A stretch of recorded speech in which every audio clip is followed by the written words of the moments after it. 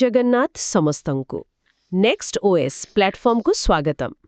ମୁଁ ଏବଂ ଆମ ଟିମ୍ ଆପଣଙ୍କ ଆଗାମୀ ପରୀକ୍ଷା ପାଇଁ ଏହି ବ୍ୟାଖ୍ୟାନ ପ୍ରସ୍ତୁତ କରିଛୁ, ଯାହା ନିଶ୍ଚିତ ଭାବରେ ପ୍ରିଲିମ୍ସରେ ପଚରାଯିବ। ନିଶ୍ଚିତ ଭାବରେ। ଆଉ ଆଜି ଆମେ ଏମିତି ଏକ ବିଷୟରେ କଥା ହେବା ଯାହାକି ଓପିଏସସି ପ୍ରିଲିମ୍ସ ପାଇଁ ତ ଜରୁରୀ, କିନ୍ତୁ ଆମ ଚାରିପାଖର ଶାସନ ବ୍ୟବସ୍ଥାକୁ ବୁଝିବା ପାଇଁ ବି ବହୁତ ସାହାଯ୍ୟ କରେ। ଆଜ୍ଞା, ଆମେ ଆଜି ପବ୍ଲିକ ପଲିସି ବା ଯାହାକୁ ଆମେ ସାଧାରଣ ନୀତି କହୁଛେ ସେ ବିଷୟରେ ଟିକେ ଗଭୀର ଆଲୋଚନା କରିବା। ଦେଖାଯାଉଛି ପ୍ରିଲିମ୍ସରେ ପ୍ରତିବର୍ଷ ଏଥିରୁ ପ୍ରାୟ 3-4ଟା ପ୍ରଶ୍ନ ଆସୁଛି। ହଁ, ସେଇଟା ତ ସତ। ତେଣୁ ଏଇଟାକୁ ଭଲ ଭାବେ ବୁଝିବାଟା ବହୁତ ଦରକାର। ଆମର ଉଦ୍ଦେଶ୍ୟ ବି ସେଇଆ। କେବଳ ତଥ୍ୟ ନୁହେଁ, ଏହାର ପୁରା କନସେପ୍ଟ, ମୂଳ ଧାରଣା ଆଉ ଏହାର ଯେତେ ସବୁ ଦିଗ ଅଛି, ମଡେଲ ହେଉ କି ପ୍ରକ୍ରିୟା, ସେସବୁକୁ ଆଲୋଚନା ମାଧ୍ୟମରେ ପୁରା ସ୍ପଷ୍ଟ କରିବା। ଏକଦମ। ଚାଲନ୍ତୁ ତାହେଲେ ଆରମ୍ଭରୁ ହିଁ ଆରମ୍ଭ କରିବା। ପ୍ରକୃତରେ ଏହି ପବ୍ଲିକ ପଲିସି କହିଲେ କ'ଣ ବୁଝାଯାଏ? ସାଧାରଣ ଭାବେ ତ ଲୋକେ ଭାବନ୍ତି ଏଇଟା ସରକାରଙ୍କର କିଛି ଯୋଜନା ବା ନିୟମ। ହଁ, ସେଇଆ ତ ସାଧାରଣ ଧାରଣା। କିନ୍ତୁ ମୋତେ ଲାଗୁଛି ଏହାଠୁ ବୋଧେ ଆହୁରି ବ୍ୟାପକ କିଛି, କେବଳ ସରକାରୀ କାଗଜପତ୍ରରେ ସୀମିତ ନୁହେଁ। ନାଇଁ, ସେମିତି ନୁହେଁ। ଏହା କେବଳ ସରକାରୀ ନିଷ୍ପତ୍ତି ନୁହେଁ। ଗୋଟେ ବଡ଼ କଥା ହେଲା, ଏଇ ଯୋଉ ନୀତି ତିଆରି ହୁଏ, ଏଥିରେ ଖାଲି ସରକାର ନୁହନ୍ତି, ଅନେକ ଅଣସରକାରୀ ସଂସ୍ଥା ବି ଜଡ଼ିତ ଥାନ୍ତି। ଓହୋ, ଯେମିତିକି ଆପଣଙ୍କର ସିଭିଲ ସୋସାଇଟି ସଂଗଠନଗୁଡ଼ିକ ଅଛି, ଏନଜିଓଜ୍ ଅଛି, ଏପରିକି ଯେଉଁ ବଡ଼ ବଡ଼ ବ୍ୟବସାୟିକ ସଂଘ ଅଛନ୍ତି, ଆପଣ ଶୁଣିଥିବେ CII ବା ଅସୋଚେମ୍। ଆଜ୍ଞା, ହଁ, ସେମାନେ ଆଉ ବାକି ଯେତେ ହିତାଧିକାରୀ ବା ଷ୍ଟେକ୍ ହୋଲ୍ଡର୍ସ ଅଛନ୍ତି, ସମସ୍ତଙ୍କର କିଛି ନା କିଛି ଭୂମିକା ରହେ। ଏହା ଗୋଟେ ମିଳିତ ପ୍ରୟାସ ଭଳି। ଆଚ୍ଛା, ଏହା ତ ବହୁତ ଇଣ୍ଟରେଷ୍ଟିଂ କଥା। ତେବେ ଏହାକୁ ନେଇ ବିଶେଷଜ୍ଞମାନେ କ'ଣ କହିଛନ୍ତି? ମୁଁ ଜଣେ ଥୋମାସ ଡାଇଙ୍କ ନାଁ ଶୁଣିଛି। ତାଙ୍କର କ'ଣ ମତ ଥିଲା?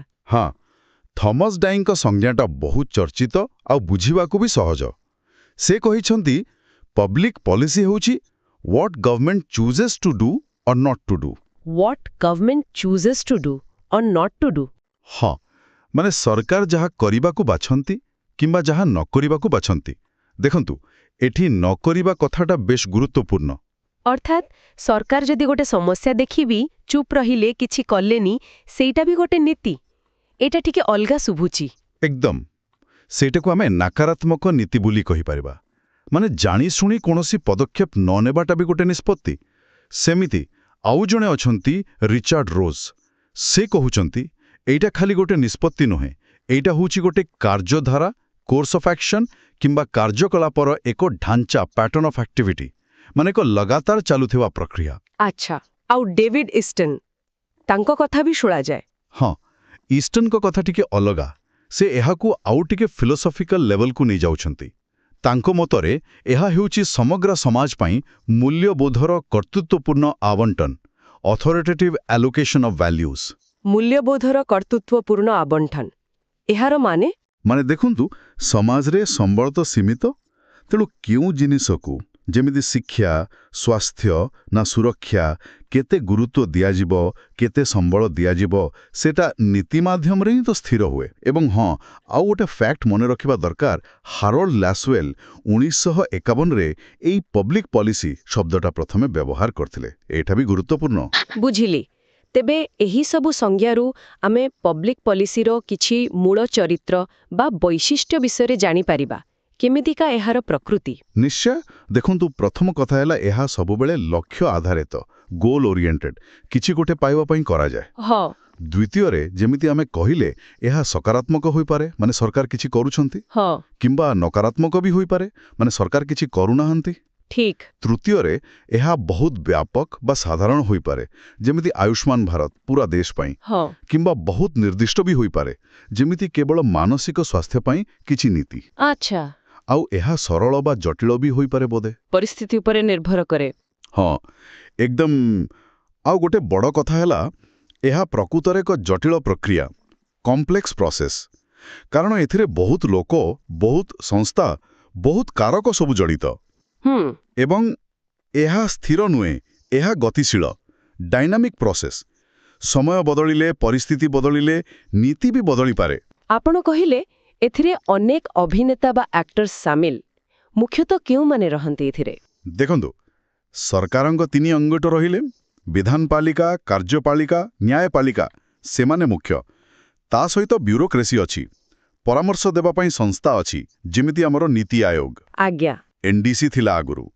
ତା ଛଡ଼ା ଏନଜିଓ, ସିଭିଲ ସୋସାଇଟି, ଗଣମାଧ୍ୟମ, ଚାପ ସୃଷ୍ଟି କରୁଥିବା ଗୋଷ୍ଠୀ ବା ପ୍ରେସର ଗ୍ରୁପ୍ସ, ଏପରିକି ସାଧାରଣ ନାଗରିକଙ୍କର ବି ଭୂମିକା ରହେ। ଆଉ ଗୋଟେ କଥା, ନୀତି ତ ସବୁବେଳେ ଭବିଷ୍ୟତକୁ ଆଖି ଆଗରେ ରଖି କରାଯାଏ, ନୁହେଁ କି? ଯେମିତି ଆମେ NEP 2020 କଥା କହିଲେ କିମ୍ବା GST, ଏସବୁ ତ ଆଗକୁ କ'ଣ ହବ ସେୟାକୁ ଦେଖି କରାଯାଇଛି। ଏକଦମ, ଏହା ଡିରେକ୍ଟେଡ୍ ଆଟ୍ ଦ ଫ୍ୟୁଚର। ଆଉ ଯଦିଓ ଏଥିରେ ଅନେକ ଲୋକ ସାମିଲ ହୁଅନ୍ତି, ତଥାପି ମୁଖ୍ୟତଃ ଏହାକୁ ସରକାର ହିଁ ପ୍ରସ୍ତୁତ କରନ୍ତି ଏବଂ କାର୍ଯ୍ୟକାରୀ କରନ୍ତି। ଆଉ ସବୁଠୁ ଗୁରୁତ୍ୱପୂର୍ଣ୍ଣ କଥା ହେଲା, ଏହା ପଛରେ ଆଇନର ସମର୍ଥନ ଥାଏ, ଲିଗାଲ ସାଙ୍କ୍ସନ୍। ମାନେ ନ ମାନିଲେ ଦଣ୍ଡ ମିଳିପାରେ। ହଁ, ଉଲ୍ଲଂଘନ କଲେ ଦଣ୍ଡବିଧାନର ବ୍ୟବସ୍ଥା ଥାଏ। ସେଥିପାଇଁ ତ ଏହା କର୍ତ୍ତୃତ୍ୱପୂର୍ଣ୍ଣ, ଅଥରିଟେଟିଭ୍। ବହୁତ ସ୍ପଷ୍ଟ ହେଲା। ଏବେ ଟିକେ ଏହାର ଗଠନ ପ୍ରକ୍ରିୟା, ମାନେ ପଲିସି ମେକିଂ ପ୍ରୋସେସ୍ ବିଷୟରେ କଥା ହେବା। ଏହା କ'ଣ ଗୋଟେ ପରେ ଗୋଟେ ଷ୍ଟେପ୍ରେ ହୁଏ? ହଁ, ସାଧାରଣତଃ ଏହାକୁ ଗୋଟେ ଚକ୍ର ଭଳି ଦେଖାଯାଏ, ପଲିସି ସାଇକେଲ କୁହନ୍ତି। ପ୍ରଥମ ପାଦ ହେଲା ସମସ୍ୟା ଚିହ୍ନଟ, ପ୍ରୋବ୍ଲେମ୍ ଆଇଡେଣ୍ଟିଫିକେସନ୍। ମାନେ ଆଗ ଜାଣିବାକୁ ପଡ଼ିବ କି କୋଉ ସମସ୍ୟା ଅଛି ଯାହା ପାଇଁ ନୀତି ଦରକାର। ଠିକ୍। ତାପରେ ଦ୍ୱିତୀୟ ପାଦ ହେଲା ଏଜେଣ୍ଡା ସେଟିଂ। ସମାଜରେ ତ ବହୁତ ସମସ୍ୟା ଥାଏ, କିନ୍ତୁ କୋଉଟାକୁ ସରକାର ଗୁରୁତ୍ୱ ଦେବେ, କୋଉଟା ଉପରେ ଆଲୋଚନା ହେବ, ସେଟା ଏହି ପର୍ଯ୍ୟାୟରେ ସ୍ଥିର ହୁଏ। ବୁଝିଲି। ତାପରେ ଆସେ ନୀତି ପ୍ରଣୟନ, ପଲିସି ଫର୍ମୁଲେସନ୍। ଏଇଠି ପ୍ରକୃତରେ ନୀତିର ରୂପରେଖା ତିଆରି ହୁଏ। ମାନେ ସମସ୍ୟାର ସମାଧାନ ପାଇଁ କ'ଣ କ'ଣ କରାଯାଇପାରେ, କେତେ ପ୍ରକାର ବିକଳ୍ପ ଅଛି, ସେଗୁଡ଼ାକୁ ଏଠି ପ୍ରସ୍ତୁତ କରାଯାଏ, ବିଚାର କରାଯାଏ। ଏଇଠି ଗୋଟେ ପ୍ରଶ୍ନ ଆସିପାରେ ପରୀକ୍ଷାରେ। କ'ଣ?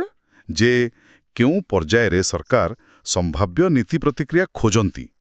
ତାର ଉତ୍ତର ହେବ ଏହି ପଲିସି ଫର୍ମୁଲେସନ୍ ସ୍ତରରେ। ଆଚ୍ଛା। ନୀତି ତ ତିଆରି ହେଇଗଲା, କିନ୍ତୁ ତାକୁ ଲାଗୁ କରିବାଟା ତ ଆସଲ କାମ। ନିଶ୍ଚିତ ଭାବେ। ଚତୁର୍ଥ ପାଦ ହେଲା ନୀତି କାର୍ଯ୍ୟକାରୀକରଣ, ପଲିସି ଇମ୍ପ୍ଲିମେଣ୍ଟେସନ୍। ଏଇଟା ବହୁତ ଗୁରୁତ୍ୱପୂର୍ଣ୍ଣ। କାହିଁକି ନା କାଗଜରେ ଯେତେ ଭଲ ନୀତି ଲେଖା ହେଲେ ବି ଯଦି ଠିକ୍ରେ ଲାଗୁ ନ ହେଲା, ତେବେ ସବୁ ବେକାର। ହଁ, ସେଟା ତ ସତ। ତାପରେ ଆସେ ପଞ୍ଚମ ପାଦ, ନୀତି ମୂଲ୍ୟାଙ୍କନ, ପଲିସି ଇଭାଲୁଏସନ୍। ମାନେ ଯେଉଁ ନୀତି ଲାଗୁ ହେଲା, ତାହା କେତେ ସଫଳ ହେଲା, ଯେଉଁ ଲକ୍ଷ୍ୟ ନେଇ କରାଯାଇଥିଲା ସେଇଟା ପୂରଣ ହେଲା କି ନାହିଁ, କ'ଣ ଭଲ ହେଲା, କ'ଣ ଖରାପ ହେଲା, ଏସବୁର ଆକଳନ। ଆଉ ଶେଷରେ ସେହି ମୂଲ୍ୟାଙ୍କନରୁ ଯାହା ଜଣାପଡ଼ିଲା ତାକୁ ବ୍ୟବହାର କରିବା। ଏକଦମ, ସେଇଟା ହେଲା ଫିଡବ୍ୟାକ୍। ମୂଲ୍ୟାଙ୍କନରୁ ଯାହା ଶିଖିଲେ ତାହା ପୁଣି ନୀତିକୁ ସୁଧାରିବାରେ ବା ଆଗକୁ ନୂଆ ନୀତି ଗଢ଼ିବାରେ କାମରେ ଲାଗେ। ଏମିତି ଏଇ ଚକ୍ରଟା ଘୁରୁଥାଏ। ଆଉ ଆମେ ଯେଉଁ ଆକ୍ଟର୍ସମାନଙ୍କ କଥା କହୁଥିଲେ, ହଁ, ସେଇ ବିଧାନପାଳିକା, କାର୍ଯ୍ୟପାଳିକା, ନ୍ୟାୟପାଳିକା, PMO, NITI Aayog, NGO, civil society. ହଁ, ଏମାନେ ସମସ୍ତେ ଏହି ପ୍ରକ୍ରିୟାର ବିଭିନ୍ନ ସ୍ତରରେ ନିଜ ନିଜ ଭୂମିକା ନିଭାନ୍ତି। ବହୁତ ବଢ଼ିଆ ଭାବରେ ବୁଝାଇଲେ। ଏବେ ଆସନ୍ତୁ ଯେଉଁ ଅଂଶଟା ପରୀକ୍ଷା ପାଇଁ ବୋଧେ ସବୁଠୁ ବେଶୀ ଗୁରୁତ୍ୱପୂର୍ଣ୍ଣ, ସେଇ ପବ୍ଲିକ୍ ପଲିସିର ବିଭିନ୍ନ ମଡେଲ୍ସ ଅଫ୍ ପବ୍ଲିକ୍ ପଲିସି ବିଷୟରେ କଥା ହେବା। ଏଗୁଡ଼ାକୁ ପ୍ରକୃତରେ କ'ଣ? ଦେଖନ୍ତୁ, ଏଇ ମଡେଲଗୁଡ଼ିକ ହେଉଛି ନୀତି ନିର୍ମାଣ ପ୍ରକ୍ରିୟାଟା ପ୍ରକୃତରେ କେମିତି କାମ କରେ, ତାକୁ ବୁଝିବା ପାଇଁ ବିଭିନ୍ନ ଥିଓରିଟିକାଲ ଫ୍ରେମୱାର୍କ ବା ଦୃଷ୍ଟିକୋଣ। ଚାଲନ୍ତୁ ପ୍ରଥମେ ରାଶନାଲ ମଡେଲ କଥା କହିବା। ହଁ, ରାଶନାଲ ମଡେଲ। ନାରୁ ତ ଲାଗୁଛି ଏଇଟା ପୁରା ଯୁକ୍ତିଯୁକ୍ତ କଥା କହୁଥିବ। ହଁ, ଏକଦମ। ରାଶନାଲ ମଡେଲ ତର୍କସଙ୍ଗତ ନିଷ୍ପତ୍ତି ଗ୍ରହଣ ଉପରେ ଜୋର ଦିଏ। ଏଇଟା ଗୋଟେ ବହୁତ ଆଦର୍ଶବାଦୀ ମଡେଲ। ଏହା କହେ ଯେ ନୀତି ନିର୍ମାତାମାନେ ପ୍ରଥମେ ସବୁ ମୂଲ୍ୟବୋଧକୁ ଜାଣନ୍ତି, ତାପରେ ସମସ୍ୟାର ସମାଧାନ ପାଇଁ ଯେତେ ବି ବିକଳ୍ପ ସମ୍ଭବ ସବୁ ଖୋଜି ବାହାର କରନ୍ତି। ସବୁ ବିକଳ୍ପ? ହଁ, ଥିଓରି ଅନୁସାରେ ସବୁ। ତାପରେ ପ୍ରତ୍ୟେକ ବିକଳ୍ପର କ'ଣ କ'ଣ ପରିଣାମ ହୋଇପାରେ, ସେ ସବୁକୁ ଆକଳନ କରନ୍ତି। ଖର୍ଚ୍ଚ କେତେ ହେବ, ଲାଭ କେତେ ମିଳିବ, ତାର ବିଶ୍ଳେଷଣ କରନ୍ତି। କଷ୍ଟ ବେନିଫିଟ୍ ଆନାଲିସିସ୍। ଆଉ ଶେଷରେ ଯେଉଁ ବିକଳ୍ପଟା ସବୁଠୁ ବେଶୀ ଲାଭ ଦେବ ବା ସର୍ବୋତ୍ତମ, ତାକୁ ବାଛନ୍ତି। ଏହାର ଲକ୍ଷ୍ୟ ହେଲା ୱାନ୍ ବେଷ୍ଟ ୱେ ଖୋଜିବା। ଡ୍ରର୍ ବୋଲି ଜଣେ ଏହାର ପଦକ୍ଷେପଗୁଡ଼ିକୁ ବର୍ଣ୍ଣନା କରିଛନ୍ତି। ବାଃ, ଏହା ଶୁଣିବାକୁ ତ ବହୁତ ସିଷ୍ଟମାଟିକ୍ ଲାଗୁଛି। ଯେମିତି ସରକାର ଯଦି ଅକ୍ଷୟ ଶକ୍ତି ପାଇଁ ନୀତି କରିବେ, ତେବେ ସୋଲାର, ୱିଣ୍ଡ, ହାଇଡ୍ରୋ ସବୁର କଷ୍ଟ ବେନିଫିଟ୍ ଦେଖି ଯୋଉଟା ବେଷ୍ଟ ସେଟାକୁ ବାଛିବେ। କିନ୍ତୁ ପ୍ରକୃତରେ ଏମିତି ହୁଏ କି?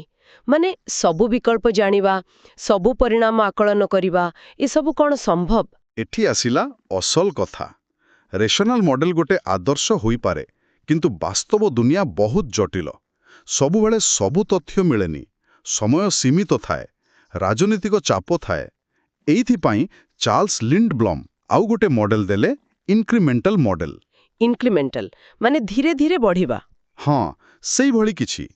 ଲିଣ୍ଡବ୍ଲମ୍ କହିଲେ ନୀତି ନିର୍ମାତାମାନେ ପ୍ରକୃତରେ ସେମିତି ପୁରା ନୂଆ କରି ସବୁ ବିକଳ୍ପ ଖୋଜନ୍ତି ନାହିଁ।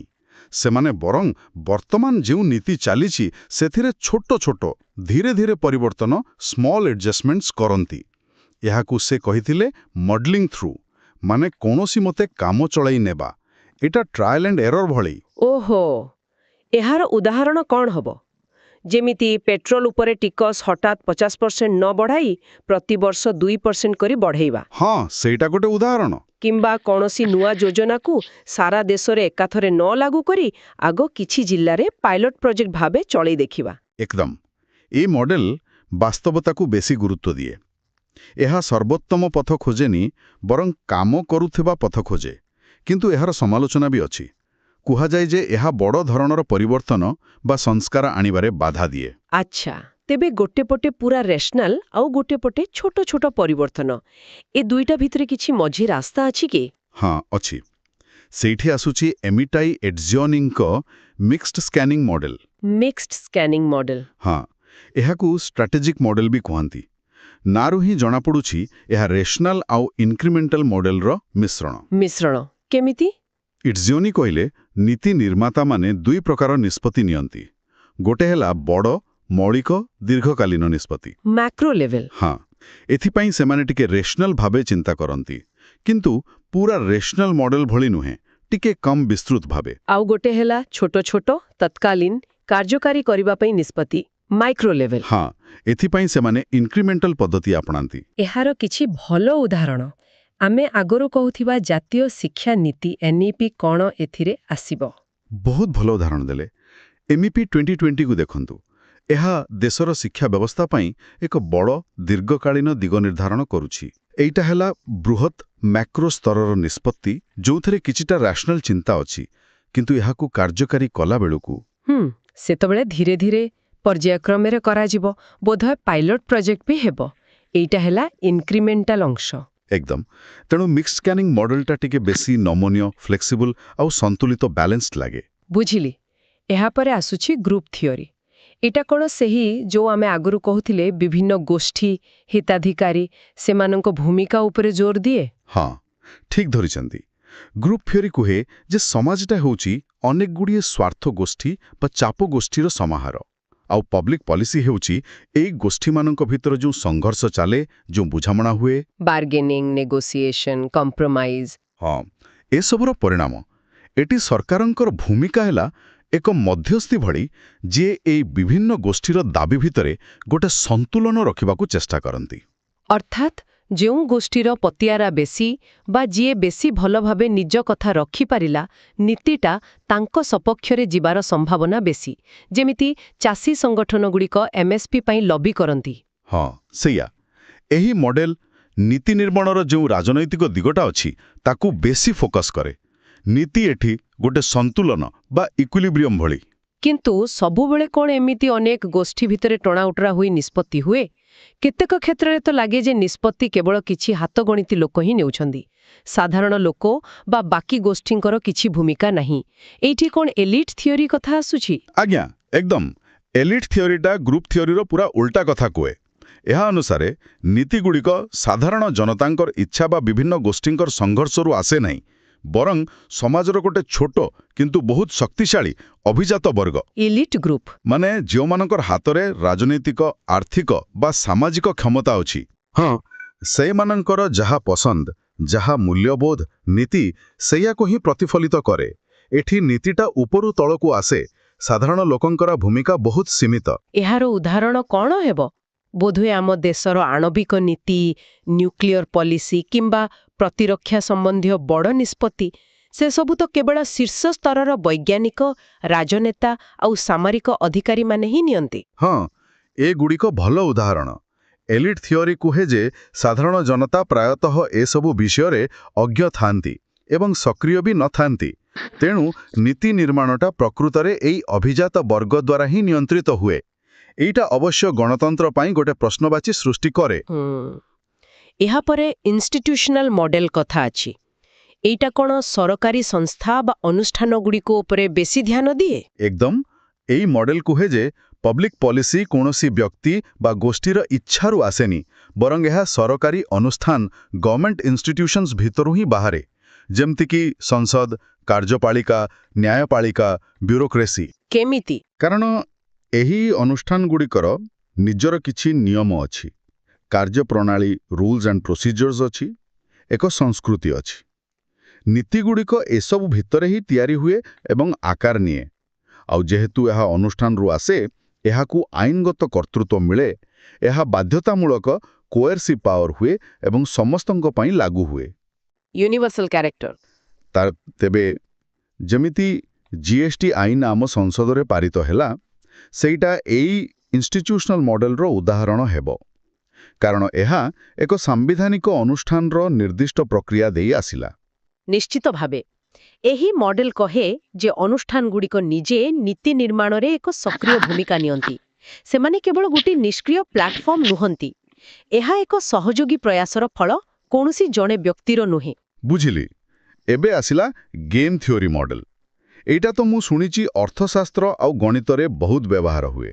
ପବ୍ଲିକ ପଲିସିରେ ଏହାର କ'ଣ କାମ? ଦେଖନ୍ତୁ, ଗେମ୍ ଥିଓରି ନୀତି ନିର୍ମାଣକୁ ଗୋଟେ ପ୍ରତିଯୋଗିତା ବା ଖେଳ ଭଳି ଦେଖେ। ଏଥିରେ ଯେଉଁମାନେ ନିଷ୍ପତ୍ତି ନିଅନ୍ତି ସେମାନେ ହେଲେ ଖେଳାଳି, ପ୍ଲେୟର୍ସ। ପ୍ରତ୍ୟେକ ଖେଳାଳି ନିଜର ଲାଭକୁ ସବୁଠୁ ବେଶୀ କରିବାକୁ ଚେଷ୍ଟା କରନ୍ତି। ଆଉ ଏମିତି କରିବା ବେଳେ ସେମାନେ ଅନ୍ୟ ଖେଳାଳିମାନେ କ'ଣ କରିପାରନ୍ତି ବା କେମିତି ପ୍ରତିକ୍ରିୟା ଦେଇପାରନ୍ତି ସେ କଥା ବି ହିସାବକୁ ନିଅନ୍ତି। ଏଇଟା ବିଶେଷ କରି ସେତେବେଳେ ଲାଗୁ ହୁଏ ଯେତେବେଳେ ସ୍ଥିତିଟା ଜିରୋ ସମ୍ ଗେମ୍ ଭଳିକାଏ। ଜିରୋ ସମ୍ ଗେମ୍ ମାନେ ଯେଉଁଠି ଜଣେ ଖେଳାଳିର ଲାଭ ହେଲେ ଆଉ ଜଣେ ଖେଳାଳିର କ୍ଷତି ହେବା ନିଶ୍ଚିତ। ଓହୋ, ଏହାର କିଛି ବାସ୍ତବ ଉଦାହରଣ ଦେଇପାରିବେ କି? ହଁ, ଯେମିତି ଧରନ୍ତୁ ମାତୃତ୍ୱ ଛୁଟି ପାଇଁ ନୀତି। ଏଇଟା ମହିଳା କର୍ମଚାରୀଙ୍କ ପାଇଁ ନିଶ୍ଚୟ ଲାଭଦାୟକ, କିନ୍ତୁ କିଛି କମ୍ପାନୀ ମାଲିକ ବା ନିଯୁକ୍ତିଦାତା ଏହାକୁ ଏକ ଅତିରିକ୍ତ ଆର୍ଥିକ ବୋଝ ବୋଲି ଭାବିପାରନ୍ତି। ସେମିତି ଗୋଟେ ବଡ଼ ଡ୍ୟାମ୍ ତିଆରି ହେଲେ କିଛି ଲୋକ ଜଳସେଚନ ବା ବିଦ୍ୟୁତ ପାଇଁ ଲାଭ ପାଇବେ, କିନ୍ତୁ ଯେଉଁମାନେ ବିସ୍ଥାପିତ ହେବେ ସେମାନଙ୍କର ତ କ୍ଷତି ହେବ। ଗେମ୍ ଥିଓରି ଏଇ ଯେଉଁ ଟ୍ରେଡ୍ ଅଫ୍ସ ଅଛି ଆଉ ଯେଉଁ ଷ୍ଟ୍ରାଟେଜିକ୍ ଭାବେ ଲୋକେ ନିଷ୍ପତ୍ତି ନିଅନ୍ତି ସେଟାକୁ ବୁଝିବାରେ ସାହାଯ୍ୟ କରେ। ଲାଭକୁ ବଢ଼ାଇବା ଆଉ କ୍ଷତିକୁ କମେଇବା ହେଲା ଉଦ୍ଦେଶ୍ୟ। ବୁଝିଲି। ଏବେ ଶେଷ ମଡେଲ ସିଷ୍ଟମ ମଡେଲ। ଏଟା ତ ଡେଭିଡ୍ ଇଷ୍ଟନଙ୍କ ନାଁ ସହିତ ଯୋଡ଼ା। ଏଟା କେମିତି କାମ କରେ? ହଁ, ସିଷ୍ଟମ ମଡେଲ ରାଜନୈତିକ ବ୍ୟବସ୍ଥାକୁ ଗୋଟେ ବଡ଼ ସାମାଜିକ ବ୍ୟବସ୍ଥାର ଅଂଶ ଭାବେ ଦେଖେ। ଏହା କହେ ଯେ ପରିବେଶ ମାନେ ସମାଜ, ଅର୍ଥନୀତି, ସଂସ୍କୃତି ଏସବୁ ଏଠାରୁ ଦୁଇଟା ଜିନିଷ ଇନପୁଟ ଭାବେ ରାଜନୈତିକ ବ୍ୟବସ୍ଥା ଭିତରକୁ ଯାଏ। ଗୋଟେ ହେଲା ଚାହିଦା, ଡିମାଣ୍ଡସ୍, ଆଉ ଗୋଟେ ହେଲା ସମର୍ଥନ, ସପୋର୍ଟସ୍। ଆଚ୍ଛା। ରାଜନୈତିକ ବ୍ୟବସ୍ଥା ଏଇ ଇନପୁଟଗୁଡ଼ିକୁ ନେଇ ପ୍ରୋସେସ୍ କରେ। ଏଇ ପ୍ରୋସେସଟା କେମିତି ହୁଏ ସେଟାକୁ ପ୍ରାୟତଃ ବ୍ଲାକ୍ ବକ୍ସ କୁହାଯାଏ, କାରଣ ଭିତର କ'ଣ ହେଉଛି ସେଟା ସବୁବେଳେ ପୁରା ଜଣାପଡ଼େନି। ଆଉ ଏଇ ପ୍ରୋସେସରେ ପରେ ଆଉଟପୁଟ ଭାବେ ବାହାରେ ନୀତି ବା ନିଷ୍ପତ୍ତି, ଯାହାର ପୁଣି ସମାଜ ଉପରେ କିଛି ପ୍ରଭାବ ପଡ଼େ। ଆଉ ଏଇ ଆଉଟକମ୍ରୁ ପୁଣି ଫିଡବ୍ୟାକ୍ ଯାଏ ପରିବେଶକୁ ଏବଂ ଇନପୁଟ ସୃଷ୍ଟି ହୁଏ। ଏମିତି ଏକ ଚକ୍ର ଚାଲେ। ଓହୋ, ମାନେ ଯଦି ସମାଜରେ ପ୍ରଦୂଷଣ ବଢ଼ିଲା, ଲୋକେ ବିରୋଧ କଲେ, ସେଇଟା ହେଲା ଡିମାଣ୍ଡ, ଇନପୁଟ। ସରକାର ସେଇଟାକୁ ନେଇ କିଛି କଠୋର ନିୟମ ଆଣିଲେ, ସେଇଟା ହେଲା ପଲିସି, ଆଉଟପୁଟ। ଆଉ ଏଇ ଯୋଉ ବ୍ଲାକ୍ ବକ୍ସ କହିଲେ, ସେଇଟା କ'ଣ ସେ ସରକାରୀ କଳ ଯେଉଁଠି ଏ ନିଷ୍ପତ୍ତି ନିଆଯାଉଛି? ହଁ, ମୋଟାମୋଟି ଭାବେ ସେଇଆ। ଏହି ମଡେଲଟା ରାଜନୈତିକ ବ୍ୟବସ୍ଥା କେମିତି ତାର ପରିବେଶ ସହିତ ଇଣ୍ଟରାକ୍ଟ କରେ, କେମିତି ପ୍ରତିକ୍ରିୟା ଦିଏ ସେଇଟା ଦେଖାଏ। ବାଃ, ବହୁତ ଗୁଡ଼ିଏ ମଡେଲ୍ସ ବିଷୟରେ ଆମେ ଜାଣିଲେ। ପ୍ରତ୍ୟେକ ଗୋଟେ ଅଲଗା ଦୃଷ୍ଟିକୋଣ ଦେଉଛି। ଏବେ ଚଟାପଟ ପବ୍ଲିକ ପଲିସିର କିଛି ପ୍ରକାରଭେଦ ବିଷୟରେ ବି ଜାଣିନେବା। ପ୍ରଥମେ ଅଛି ସବଷ୍ଟାଣ୍ଟିଭ ପଲିସି। ଏଇଟା କ'ଣ? ସବଷ୍ଟାଣ୍ଟିଭ ପଲିସି ହେଉଛି ସେଇ ସବୁ ନୀତି ଯାହା ସିଧାସଳଖ ସମାଜର ସାଧାରଣ କଲ୍ୟାଣ ଆଉ ବିକାଶ ସହିତ ଜଡ଼ିତ। ଏହା ନାଗରିକମାନଙ୍କୁ କିଛି ମୌଳିକ ସେବା ବା ଲାଭ ଦେଇଥାଏ। ଯେମିତି ଶିକ୍ଷା ସମ୍ବନ୍ଧୀୟ ନୀତି, ସ୍ୱାସ୍ଥ୍ୟ ସେବା ପାଇଁ ନୀତି, ନିଯୁକ୍ତି ସୃଷ୍ଟି ପାଇଁ ନୀତି, ଯେମିତି MNREGA, ରୋଜଗାର ବଢ଼ାଇବା ପାଇଁ ନୀତି, ରାସ୍ତାଘାଟ, ପୋଲ ଇତ୍ୟାଦି ଭିତ୍ତିଭୂମି ନିର୍ମାଣ ପାଇଁ ନୀତି, ଏସବୁ ହେଲା ସବଷ୍ଟାଣ୍ଟିଭ। ଆଚ୍ଛା, ତାପରେ ରେଗୁଲେଟରୀ ପଲିସି। ରେଗୁଲେଟରୀ ପଲିସି ଏହାର କାମ ନାଁରୁ ହିଁ ଜଣାପଡ଼ୁଛି ନିୟନ୍ତ୍ରଣ କରିବା ବୋଧେ। ଏକଦମ। ଏହାର କାମ ହେଲା ବ୍ୟକ୍ତି, ଗୋଷ୍ଠୀ ବା ଅନୁଷ୍ଠାନମାନଙ୍କର ଆଚରଣକୁ ନିୟନ୍ତ୍ରଣ କରିବା, କିଛି କଟକଣା ଲଗେଇବା, କିଛି ନିୟମ ତିଆରି କରିବା। ଉଦାହରଣ ଯେମିତି ପରିବେଶକୁ ସୁରକ୍ଷା ଦେବା ପାଇଁ ଆଇନ, ଖାଦ୍ୟ ଜିନିଷର ମାନ ନିର୍ଦ୍ଧାରଣ କରିବା, ଆମର FSSAI ଯାହା କରେ, ଶ୍ରମିକମାନଙ୍କ ପାଇଁ ନିୟମ, ଆର୍ଥିକ ବଜାରକୁ ନିୟନ୍ତ୍ରଣ କରିବା, ଯେମିତି ସେବି କରେ, ଗାଡ଼ି ଚଳାଚଳ ପାଇଁ ଟ୍ରାଫିକ ନିୟମ। ଏସବୁ ରେଗୁଲେଟରୀ। ବୁଝିଲି। ତାପରେ ଆସୁଛି ଡିଷ୍ଟ୍ରିବ୍ୟୁଟିଭ ପଲିସି। ଡିଷ୍ଟ୍ରିବ୍ୟୁଟିଭ ପଲିସି ଏଇଟା କ'ଣ ବଣ୍ଟନ ସହିତ ଜଡ଼ିତ? ହଁ, ଏହି ପ୍ରକାର ନୀତି ସମାଜର କିଛି ନିର୍ଦ୍ଦିଷ୍ଟ ବର୍ଗଙ୍କୁ, ସ୍ପେସିଫିକ୍ ସେଗମେଣ୍ଟସକୁ କିଛି ସମ୍ବଳ, ସେବା ବା ସୁବିଧା ବାଣ୍ଟିଥାଏ। ଯେମିତି ସରକାରୀ ସବସିଡି ଦିଆଯାଏ। କୃଷି କ୍ଷେତ୍ରରେ ବା ଗ୍ୟାସରେ। ହଁ, ସେଇଆ। ଆହୁରି ଉଦାହରଣ ହେଲା ଗରିବ ଲୋକଙ୍କ ପାଇଁ ଘର ତିଆରି ଯୋଜନା, ଯେମିତି ଆଗରୁ ଇନ୍ଦିରା ଆବାସ ଥିଲା, ଏବେ ପ୍ରଧାନମନ୍ତ୍ରୀ ଆବାସ ଯୋଜନା, ବିଭିନ୍ନ ସାମାଜିକ ସୁରକ୍ଷା ଭତ୍ତା, ଆଉ ଆମର PDS ବା ସାଧାରଣ ବଣ୍ଟନ ବ୍ୟବସ୍ଥା। ଏ ସବୁ ଡିଷ୍ଟ୍ରିବ୍ୟୁଟିଭ। ୟାକୁ ବେଳେବେଳେ ପ୍ୟାଟ୍ରୋନେଜ୍ ପଲିସି ବି କହନ୍ତି। ଏଥିରେ ପ୍ରଶାସନିକ ଅଧିକାରୀମାନଙ୍କର କିଛିଟା ବିବେକ ବା ଡିସ୍କ୍ରିପସନ୍ ବ୍ୟବହାର କରିବାର ସୁଯୋଗ ଥାଏ। ଆଚ୍ଛା, ତେବେ ରିଡିଷ୍ଟ୍ରିବ୍ୟୁଟିଭ ପଲିସି ବା ରିଡିଷ୍ଟ୍ରିବ୍ୟୁଟିଭ ପଲିସି ଏହାଠୁ କେମିତି ଅଲଗା? ସେ ବି ତ ବଣ୍ଟନ କରୁଛି ନା। ଏଠି ଗୋଟେ ମୂଳ ପାର୍ଥକ୍ୟ ଅଛି। ରିଡିଷ୍ଟ୍ରିବ୍ୟୁଟିଭ ପଲିସି କ'ଣ କରେ ନା ସମାଜର ଗୋଟେ ବର୍ଗରୁ, ସାଧାରଣତଃ ଯେଉଁମାନଙ୍କ ପାଖରେ ବେଶୀ ସମ୍ବଳ ଅଛି, କିଛି ସମ୍ବଳ ନେଇ ଆଉ ଗୋଟେ ବର୍ଗକୁ, ସାଧାରଣତଃ ଯେଉଁମାନଙ୍କ ପାଖରେ କମ୍ ସମ୍ବଳ ଅଛି, ପୁନଃ ବଣ୍ଟନ କରେ, ରିଡିଷ୍ଟ୍ରିବ୍ୟୁଟ୍ କରେ। ଓହୋ, ମାନେ ରିଡିଷ୍ଟ୍ରିବ୍ୟୁସନ ଅଫ୍ ୱେଲ୍ଥ ଅର୍ ରିସୋର୍ସେସ୍। ହଁ, ଏହାର ମୂଳ ଉଦ୍ଦେଶ୍ୟ ହେଲା ସମାଜରେ ଥିବା ଆର୍ଥିକ ବା ସାମାଜିକ ଅସମାନତାକୁ କମ୍ କରିବା। ଏହାର ଉଦାହରଣ କ'ଣ ହେବ? ସେଇ ଯେମିତି ଆମର ପ୍ରଗତିଶୀଳ ଆୟକର ବ୍ୟବସ୍ଥା, ପ୍ରୋଗ୍ରେସିଭ୍ ଟ୍ୟାକ୍ସେସନ୍, ଯେଉଁଥିରେ ବେଶୀ ଆୟ କରୁଥିବା ଲୋକ ବେଶୀ ଟିକସ ଦିଅନ୍ତି, ଆଉ ସେ ପଇସା ଗରିବଙ୍କ ପାଇଁ ଖର୍ଚ୍ଚ ହୁଏ। ଏକଦମ। ଆହୁରି ଉଦାହରଣ ହେଲା ସାମାଜିକ ସୁରକ୍ଷା ଜାଲ, ସୋଶାଲ ସେଫ୍ଟି ନେଟ୍ସ, ସର୍ବନିମ୍ନ ମଜୁରୀ ନିର୍ଦ୍ଧାରଣ, ଭୂମି ସଂସ୍କାର, ଲ୍ୟାଣ୍ଡ ରିଫର୍ମସ୍, ଜମିଦାରୀ ଉଚ୍ଛେଦ, ଏସବୁ ରିଡିଷ୍ଟ୍ରିବ୍ୟୁଟିଭ ପଲିସିର ଉଦାହରଣ। ବୁଝିଲି। ଏହା ଛଡ଼ା ଆଉ କିଛି ପ୍ରକାର ଅଛି କି? ହଁ, ଆଉ ଦୁଇଟା ବି ଅଛି। ଗୋଟେ ହେଲା କନଷ୍ଟିଟ୍ୟୁଏଣ୍ଟ ପଲିସି। କନଷ୍ଟିଟ୍ୟୁଏଣ୍ଟ ପଲିସି ଏଇଟା ସରକାରୀ ସଂସ୍ଥା ତିଆରି କରିବା ବା ତାକୁ ପୁନର୍ଗଠନ କରିବା ସହ ଜଡ଼ିତ, ଯେମିତି ଗୋଟେ ନୂଆ ମନ୍ତ୍ରାଳୟ ତିଆରି ହେଲା। ଆଉ ଗୋଟେ ହେଲା କ୍ୟାପିଟାଲାଇଜେସନ ପଲିସି, ଯାହାକି ବଡ଼ ବଡ଼ ଭିତ୍ତିଭୂମି ପ୍ରକଳ୍ପ ବା ଅନ୍ୟ ପୁଞ୍ଜି ପ୍ରକଳ୍ପ ପାଇଁ ଆର୍ଥିକ ସହାୟତା ଯୋଗାଏ। ବାଃ, ଆମେ ପଲିସିର ମଡେଲ ଆଉ ପ୍ରକାରଭେଦ ବିଷୟରେ ବହୁତ ଭଲ ଭାବରେ ଆଲୋଚନା କଲେ। ଏବେ ଯଦି ପରୀକ୍ଷା ଦୃଷ୍ଟିରୁ ଦେଖିବା, ତେବେ ଆଶାୟୀମାନଙ୍କୁ କେଉଁ ଜିନିଷଗୁଡ଼ିକ ଉପରେ ବିଶେଷ ଧ୍ୟାନ ଦେବାକୁ ପଡ଼ିବ? ଦେଖନ୍ତୁ, ମୁଖ୍ୟ କଥା ହେଲା ଏଇ ଯୋଉ ଯେତେଗୁଡ଼ିଏ ମଡେଲ ଆଉ ପ୍ରକାରଭେଦ ଆମେ ଆଲୋଚନା କଲେ, ସେଗୁଡ଼ିକର ମୂଳ ଧାରଣା କ'ଣ ଆଉ ସେମାନଙ୍କ ଭିତରେ ସୂକ୍ଷ୍ମ ପାର୍ଥକ୍ୟ କ'ଣ, ସେଇଟାକୁ ପୁରା ସ୍ପଷ୍ଟ ଭାବେ ବୁଝିବା ଦରକାର। ହଁ, ପ୍ରତ୍ୟେକ ମଡେଲ ସହିତ କେଉଁ ଚିନ୍ତାନାୟକ ବା ଥିଓରିଷ୍ଟ ଜଡ଼ିତ, ଯେମିତି ଲିଣ୍ଡବ୍ଲମ୍, ଇଟ୍ଜିଓନି, ସେମାନଙ୍କ ନାଁ ଆଉ ସେମାନଙ୍କର ମୂଳ ଯୁକ୍ତି କ'ଣ, ସେଇଟା ମନେ ରଖିବା ଭଲ। ଆଉ ଉଦାହରଣଗୁଡ଼ିକ? ହଁ, ଉଦାହରଣଗୁଡ଼ିକ ବହୁତ ସାହାଯ୍ୟ କରେ କନସେପ୍ଟକୁ ମନେ ରଖିବା ପାଇଁ। ତା ଛଡ଼ା ପଲିସିର ବୈଶିଷ୍ଟ୍ୟ କ'ଣ, ତାର ଗଠନ ପ୍ରକ୍ରିୟାର କ୍ରମ କ'ଣ, ଏସବୁ ଉପରେ ବି ସିଧା ପ୍ରଶ୍ନ ଆସିପାରେ। ଆଉ ପୂର୍ବ ବର୍ଷର ପ୍ରଶ୍ନପତ୍ର ଦେଖିବାଟା ତ ନିଶ୍ଚୟ କାମ ଦେବ। ନିଶ୍ଚିତ ଭାବେ ପ୍ରିଭିୟସ୍ ଇୟର କ୍ୱେଶ୍ଚନ୍ସ ଦେଖିଲେ ଗୋଟେ ଆଇଡିଆ ମିଳିଯାଏ ଯେ କେଉଁ ପ୍ରକାର ପ୍ରଶ୍ନ ଆସୁଛି ଆଉ କେଉଁ ଅଂଶଗୁଡ଼ିକ ବେଶୀ ଗୁରୁତ୍ୱପୂର୍ଣ୍ଣ। କିନ୍ତୁ ଗୋଟେ କଥା କହିବି, ପବ୍ଲିକ ପଲିସିକୁ କେବଳ ଗୋଟିଏ ପରୀକ୍ଷା ପାଇଁ ପଢ଼ିବାର ବିଷୟ ଭାବେ ଦେଖିବା ଉଚିତ ନୁହେଁ। ହଁ, ମୁଁ ବି ସେୟା ଭାବୁଥିଲି। ଏଇଟା ତ ପ୍ରକୃତରେ ଆମ ଚାରିପାଖେ ଯାହା ଘଟୁଛି, ଆମ ସରକାର କେମିତି କାମ କରୁଛି, ଆମ ଜୀବନକୁ କେମିତି ପ୍ରଭାବିତ କରୁଛି, ସେସବୁକୁ ବୁଝିବାର ଗୋଟିଏ ବାଟ। ଏକଦମ। ଆଉ ଯେଉଁମାନେ ପ୍ରଶାସନିକ ସେବାକୁ ଯିବାକୁ ଚାହୁଁଛନ୍ତି, ସେମାନଙ୍କ ପାଇଁ ତ ଏହା ଆହୁରି ଗୁରୁତ୍ୱପୂର୍ଣ୍ଣ। କାହିଁକି ନା ସେମାନେ ନିଜେ ହିଁ ଏହି ନୀତିଗୁଡ଼ିକୁ କାର୍ଯ୍ୟକାରୀ କରିବାରେ ବଡ଼ ଭୂମିକା ନେବେ। ଠିକ୍। ଆଜିର ଆଲୋଚନା ବହୁତ ଭଲ ରହିଲା। ମୋତେ ଲାଗୁଛି ଶ୍ରୋତାମାନଙ୍କୁ ନିଶ୍ଚୟ ବହୁତ କିଛି ଜାଣିବାକୁ ମିଳିଥିବ। ଶେଷରେ ଆମେ ତାଙ୍କ ପାଇଁ ଗୋଟେ ପ୍ରଶ୍ନ ଛାଡ଼ି ଦେଇଯିବା କି ଯାହା ଉପରେ ସେମାନେ ଚିନ୍ତା କରିପାରିବେ। ହଁ, ଭଲ ପ୍ରସ୍ତାବ। ଆମେ ଏତେଗୁଡ଼ିଏ ମଡେଲ ବିଷୟରେ କଥା ହେଲେ, rational, incremental, mixed scanning, group, elite, institutional, system, game theory. ତେବେ ପ୍ରଶ୍ନ ହେଉଛି, ଆମ ଭାରତ ଭଳି ଏକ ଏତେ ବଡ଼, ଏତେ ବିବିଧତାପୂର୍ଣ୍ଣ ଆଉ ଏତେ ଜଟିଳ ଗଣତାନ୍ତ୍ରିକ ଦେଶରେ ନୀତି ନିର୍ମାଣ ପ୍ରକ୍ରିୟାଟାକୁ ବୁଝିବା ପାଇଁ କେଉଁ ମଡେଲଟା ସବୁଠୁ ବେଶୀ ଠିକ୍ ଲାଗୁଛି? ବା କିମ୍ବା ଏମିତି ବି ହୋଇପାରେ କି କୌଣସି ଗୋଟିଏ ମଡେଲ ଯଥେଷ୍ଟ ନୁହେଁ, ବରଂ ବିଭିନ୍ନ ପରିସ୍ଥିତିରେ ବା ବିଭିନ୍ନ ପ୍ରକାର ନୀତି ପାଇଁ ଅଲଗା ଅଲଗା ମଡେଲ କାମ କରେ, କିମ୍ବା ସେଗୁଡ଼ିକରେ ଏକ ମିଶ୍ରଣ ହିଁ ବାସ୍ତବତାକୁ ବେଶୀ ଭଲ ଭାବେ ଦର୍ଶାଏ। ନିଶ୍ଚିତ ଭାବରେ ଏକ ଗଭୀର ଚିନ୍ତନୀୟ ପ୍ରଶ୍ନ। ଏହା ଉପରେ ଭାବିବା ପାଇଁ ଆମ ଶ୍ରୋତାମାନଙ୍କୁ ସୁଯୋଗ ଦେଇ ଆଜିର ଆଲୋଚନାକୁ ଆମେ ଏଇଠି ଶେଷ କରୁଛୁ। ଆଶା କରୁଛୁ ଏହି ଆଲୋଚନା ଆପଣମାନଙ୍କ OPSC ପ୍ରସ୍ତୁତିରେ ନିଶ୍ଚୟ ସହାୟକ ହେବ। ନମସ୍କାର ଏବଂ ଜୟ ଜଗନ୍ନାଥ। ଅଧିକ ଅପଡେଟ୍ ପାଇଁ ଦୟାକରି ନେକ୍ସଟ OAS ଟେଲିଗ୍ରାମ ଚ୍ୟାନେଲରେ ଯୋଗ ଦିଅନ୍ତୁ। ଲିଙ୍କ ଭିଡିଓ ବର୍ଣ୍ଣନାରେ ଉପଲବ୍ଧ ହେବ।